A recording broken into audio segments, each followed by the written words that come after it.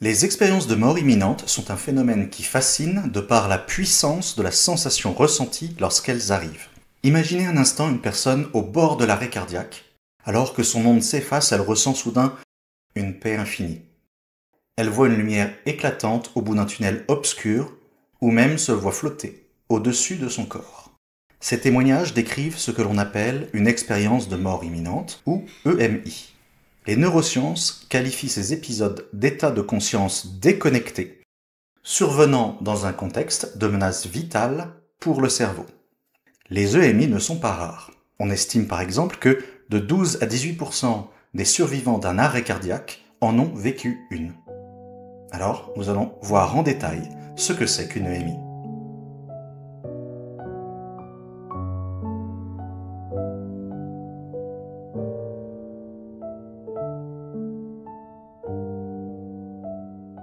Les expériences de mort imminente ont commencé à être étudiées scientifiquement dans les années 70. Une EMI se manifeste typiquement par plusieurs sensations, dont les plus fréquentes sont la sensation d'ineffabilité, c'est-à-dire l'incapacité à décrire l'expérience, un sentiment de paix extrême ou de sérénité, des bruits bourdonnants ou musicaux, la vision d'un tunnel sombre traversé d'une lumière intense, une sortie hors du corps dans laquelle on a l'impression de flotter en dehors, de se voir soi et ce qui nous entoure depuis un point de vue extérieur, la rencontre d'êtres ou de proches décédés, ou encore voir sa vie passer, défiler devant ses yeux.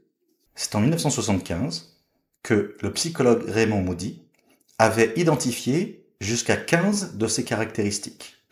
Depuis, elles ont été reprises par de nombreuses études. Ces éléments sont remarquablement constants d'une culture à l'autre. Des analyses comparatives ont montré qu'après 1975, la seule différence notable fut la fréquence accrue du tunnel lumineux, tous les autres traits restant relativement inchangés. Autrement dit, quelle que soit l'origine culturelle du survivant, les récits d'EMI partagent les mêmes structures de base. Cependant, l'interprétation spirituelle et certains détails varient selon les croyances.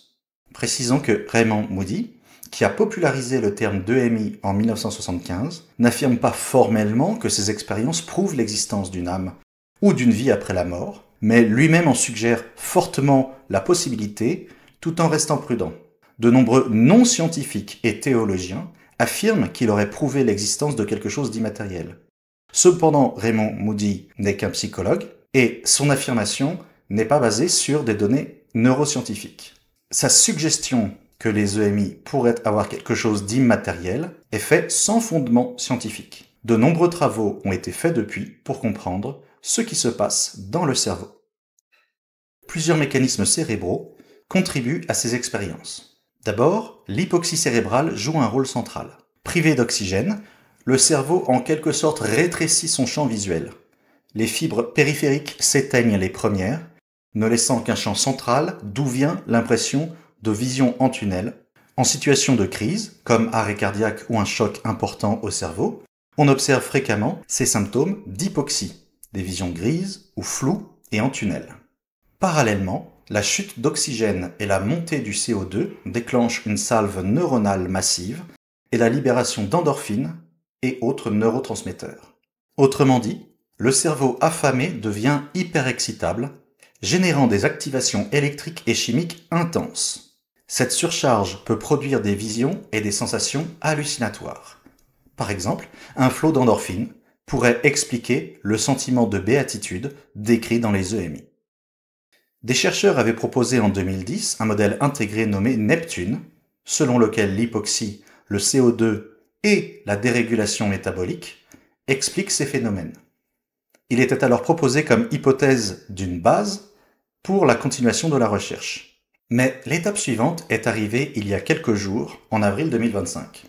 Une équipe de chercheurs, menée par Charlotte Martial, spécialiste dans l'impact des psychédéliques sur le cerveau, et accompagnée de neurologues et d'éthologues, ont enrichi ce modèle en y intégrant les effets des tempêtes neurochimiques, du sommeil paradoxal et des mécanismes de survie ancestraux. Les EMI apparaissent désormais comme des états de conscience altérés, proches de ceux induits par certains psychédéliques. Sous stress extrême, le cerveau libère d'énormes quantités de neurotransmetteurs, provoquant ce que l'on appelle une tempête neurochimique qui peut générer des visions, des sensations d'euphorie et des altérations de la conscience. Une avalanche brutale de substances chimiques dans le cerveau bouleverse complètement la capacité du cerveau à faire sens des informations qu'il reçoit.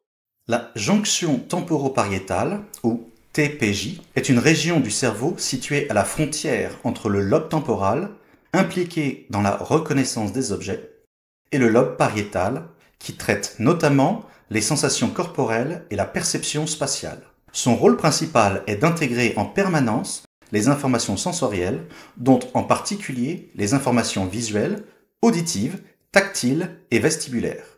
C'est cette jonction temporopariétale qui permet au cerveau de créer une représentation cohérente de notre propre corps dans l'espace. Dit plus simplement, la TPJ nous permet de ressentir intuitivement où se trouve notre corps, comment il bouge et comment il interagit avec l'environnement. Lorsque cette région cérébrale dysfonctionne, par exemple lors d'une crise épileptique, d'une lésion cérébrale ou d'une stimulation électrique artificielle, la perception du corps peut être profondément altérée. Ce dysfonctionnement peut déclencher des illusions comme une sortie hors du corps où l'individu a l'impression subjective très réaliste d'observer son propre corps depuis l'extérieur. En clair, une simple perturbation du fonctionnement normal de la TPJ suffit à bouleverser totalement notre perception de nous-mêmes. Ce qui souligne à quel point notre sentiment d'être dans notre corps dépend étroitement de cette petite zone cérébrale. Des études neurologiques montrent que lorsque la jonction temporopariétale est perturbée lors de décharges épileptiques ou de lésions, cela provoque des sorties hors du corps et des illusions corporelles. Le neurologue Olaf Blank et ses équipes ont ainsi localisé chez des patients ayant eu une sensation de sortir de leur corps une dysfonction cérébrale précisément à la TPJ. Ils notent que ces expériences complexes de sortie du corps représentent des troubles paroxystiques de la perception du corps et de la cognition. En clair, une instabilité soudaine de la jonction temporopariétale fait dérailler l'intégration des informations tactiles, visuelles et vestibulaires, entraînant la sensation de flotter ou d'observer son corps de l'extérieur. Une expérience menée par Olaf Blank en 2004 illustre parfaitement ce phénomène. En stimulant électriquement la TPJ d'une patiente épileptique, il a réussi à induire artificiellement une expérience de sortie du corps où elle se voyait flotter au-dessus d'elle-même. La sensation est donc bien neurobiologique et peut être activée comme si vous allumiez votre téléviseur en stimulant la bonne partie du cerveau, la jonction temporopariétale.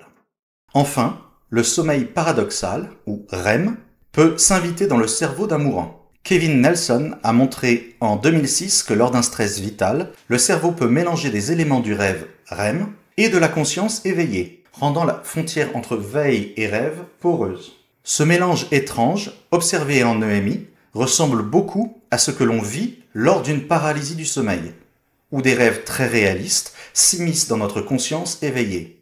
On se sent réveillé, mais incapable de bouger, comme piégé dans son propre corps. Vous avez conscience de ce qui se passe autour de vous, du moins en partie, mais vous êtes toujours endormi. Pour l'avoir personnellement vécu à plusieurs reprises, je peux témoigner que c'est une expérience très angoissante, qui chaque fois m'a mis en situation de véritable panique. Le REM est la phase où le cerveau produit les rêves les plus vifs, émotionnels et cohérents. De nombreuses caractéristiques des rêves en sommeil paradoxal sont identiques à celles rapportées dans les EMI, c'est-à-dire des images lumineuses, des déplacements dans l'espace, des flottements, des sensations de tomber, des euphories, etc. Notamment la sensation de flottement hors du corps, les paysages irréels ou les présences bienveillantes sont courants en rêve lucide comme en EMI. Ceci suggère qu'en conditions critiques neurologiques, le cerveau emprunte à ses circuits tout ce qu'il peut pour construire l'expérience vécue, même les parties du cerveau qui sont faites pour les rêves.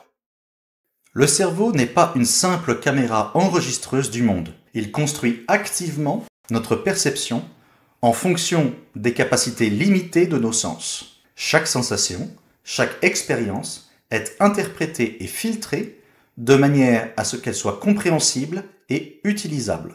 Ainsi, une construction interne née dans le cerveau peut être traitée comme absolument réelle tant que les circuits cérébraux y croient.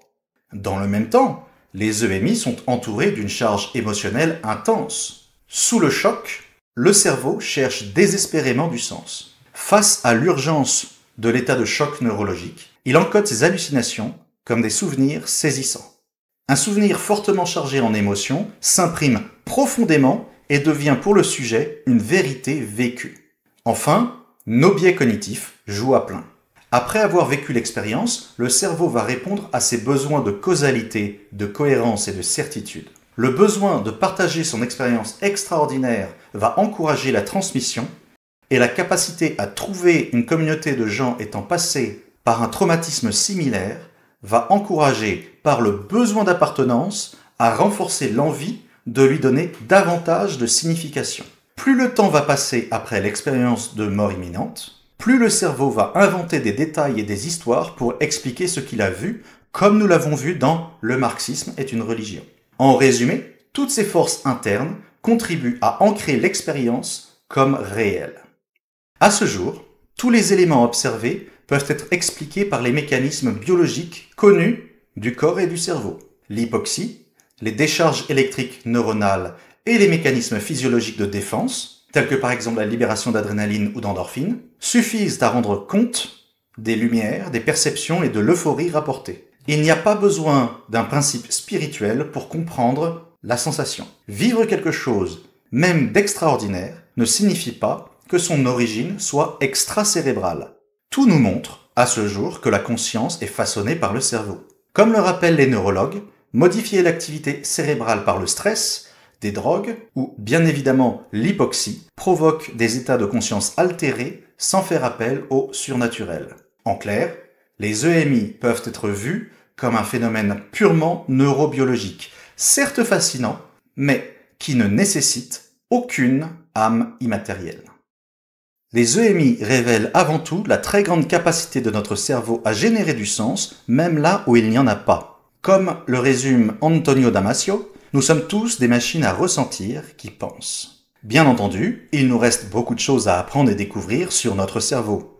Nous sommes loin de tout comprendre et de tout connaître. Qu'on choisisse d'y voir une leçon d'humilité ou de fascination, les EMI illustrent simplement la magnifique et absurde complexité de notre univers dans lequel nous cherchons notre place. Kenavo les singes!